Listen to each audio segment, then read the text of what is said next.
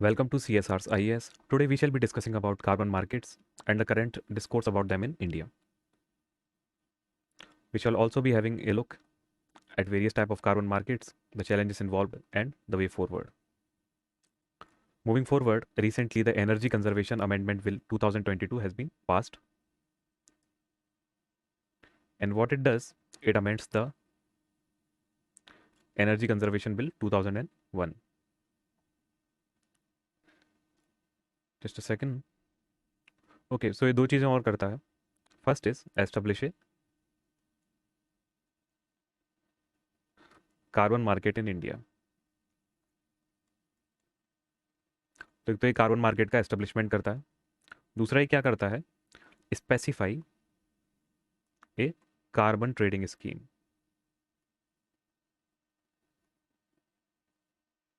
इन India. So यहाँ दो बातें चल रही हैं, एक तो कार्बन, एक मार्केट, दूसरा ट्रेडिंग, चार बातें सॉरी, और चौथा स्कीम. सो इन चीज़ों को एक बार देख लेते हैं. सो पहली बात तो है कार्बन,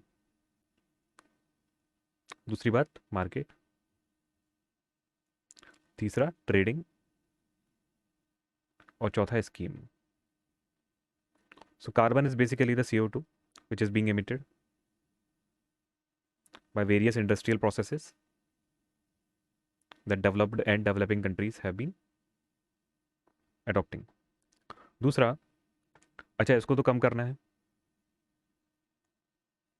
अभी जितना है उससे कम करना है. क्यों कम करना है? Because of the global warming. So this we know about. Second thing is market. Market means किसका ट्रेड? कार्बन का. और कार्बन का ट्रेड कहाँ होगा? एक मार्केट में. सो CO2 की ट्रेडिंग के लिए एक मार्केट एस्टेब्लिश किया जाएगा. तीसरा, this trading, so there should be transfer of something. Now can CO2 be transferred from one place to another? No. So ये ट्रेडिंग किस तरह होगी ये देखेंगे. And a scheme. So scheme is basically about how the trading takes place. So we'll see about this. Let's move ahead. So global warming को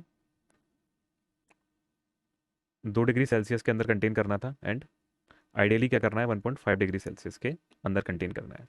this is basically about the Paris deal of 2015. अच्छा, GHG जो है, green house gases, इस गोल को अगर पूरा करना है तो ग्रीन हाउस गैसेस को कितना रिड्यूस करना होगा? 25 से 50% जो करंट एमिशंस हैं, current level of emissions. Current level को कम नहीं करना है, ये ध्यान रखेंगे. करंट लेवल ऑफ एमिशंस को इतना कम करना है, बाय 25 to 50%. और ये कब तक करना है अपने को?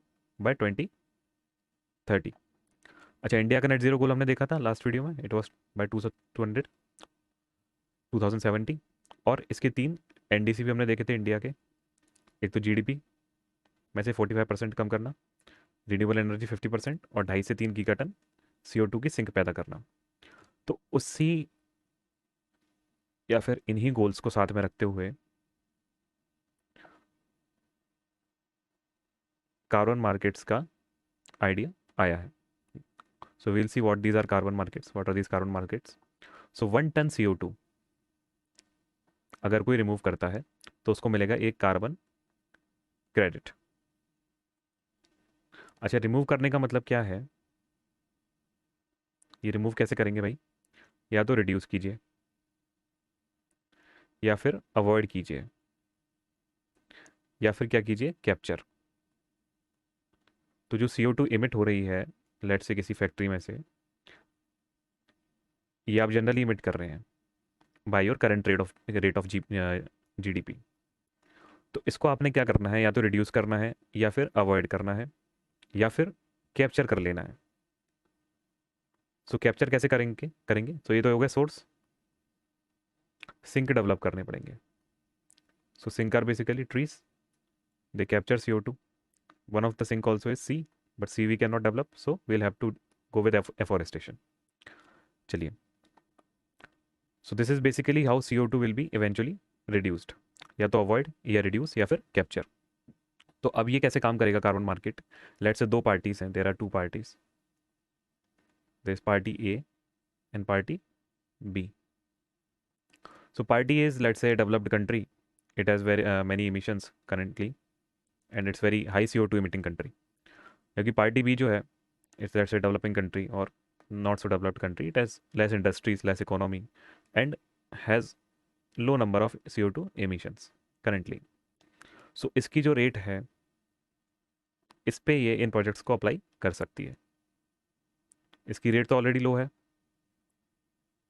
प्लस अगर ये इन तीन कामों को करे, रिड्यूस, अवॉइड या फिर कैप्चर, तो इसके पास क्या आ जाते हैं? Carbon credits. इन कार्बन क्रेडिट्स को, अच्छा कार्बन क्रेडिट का मैंने आपको बता दिया था, 1 carbon credit is equal to 1 ton of CO2 removed from the ecosystem.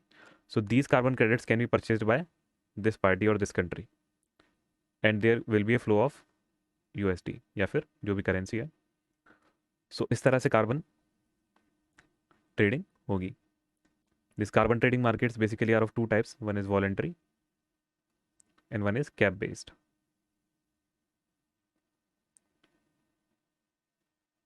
Okay, इन दोनों को एक बार समझ लेते हैं. सो वॉलंटरी में क्या है? वॉलंटरी में जैसे एक कंट्री कहती है कि हम 2030 तक या 2050 तक नेट ज़ीरो हो जाएंगे, तो ये क्या करती है? इसकी एक बैलेंस शीट है. बैलेंस शीट मतलब जितना कार्बन इसने एमिट किया उतना ही इसने कैप्चर किया. अब नेचुरली हाल फिलहाल जो इसकी ग्रोथ रेट है, इस पर तो ये नॉट पॉसिबल, क्योंकि इसके एमिशंस वो हैं ज़्यादा हैं. तो एमिशन जितने ज़्यादा हैं, दैट इज़ ऑफसेट.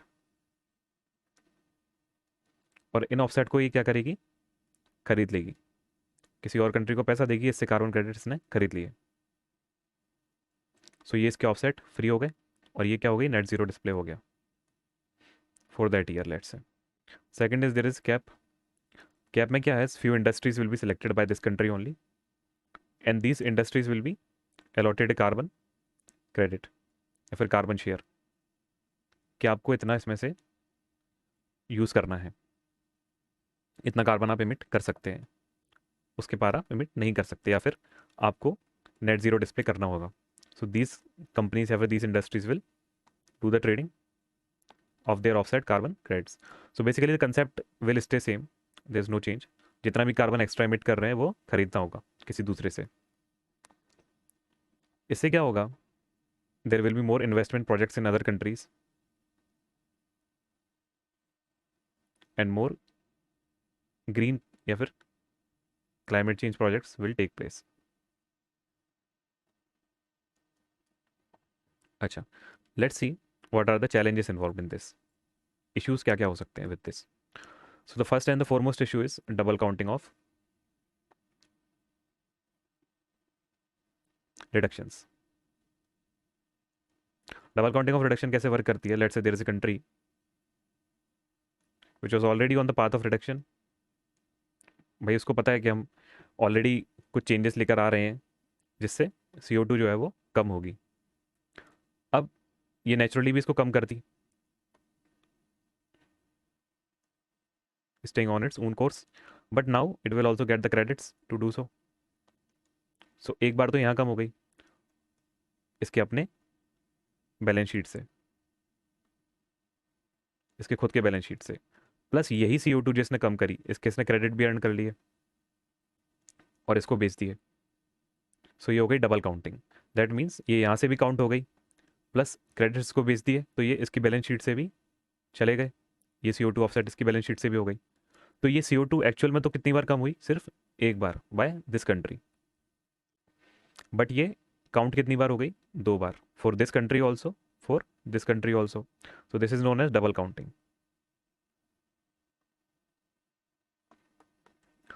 सो इसका सोल्यूशन क्या है? या तो इसकी में से ये काउंट ना हो, अगर ये सेल कर रहा है तो फिर इसकी में से ये हट जाए. तो इसके लिए क्या चाहिए? ट्रांसपेरेंसी चाहिए. सो this is the first and foremost problem. Second issue is कि जो क्लाइमेट प्रोजेक्ट्स हैं, अब इसमें से रियलिस्टिकली हर टन CO2 तो काउंट नहीं हो सकती कि हवा में से इसने कितनी पकड़ी होगी. तो एक अंदाज़ा लगाया जा सकता है कि भाई ऐसा प्रोजेक्ट अगर कोई बने कहीं पे, तो ये इतनी CO2 को सेक्वेस्ट्रियन कर लेगा या फिर इतनी CO2 को कैप्चर कर लेगा. लेकिन क्या वो इतनी CO2 को कैप्चर रियलिस्टिकली या फिर रियल में कर पाता है? That will need more transparency. So यहाँ पे ये क्लाइमेट प्रोजेक्ट्स जो बनेंगे नए नए, उनकी क्वालिटी प्लस ऑथेंटिसिटी, ये रियल में कहीं पे हुए या नहीं हुए, या फिर इन्होंने CO2 कभी कैप्चर की या नहीं की, जिसको एक तरह से भ्रष्टाचार बोल सकते हैं। सो इसका भी इशू है। थर्ड इशू क्या है? ग्रीन वॉशिंग का। Just a second. So what is this green washing? इसको ग्रीन कलर में ही समझ लेते हैं थोड़ा। सो ग्रीन वॉशिंग क्या है? बेसिकली कि पैसा दो और CO2 इमिट करते जाओ, कोई प्रॉब्लम नहीं।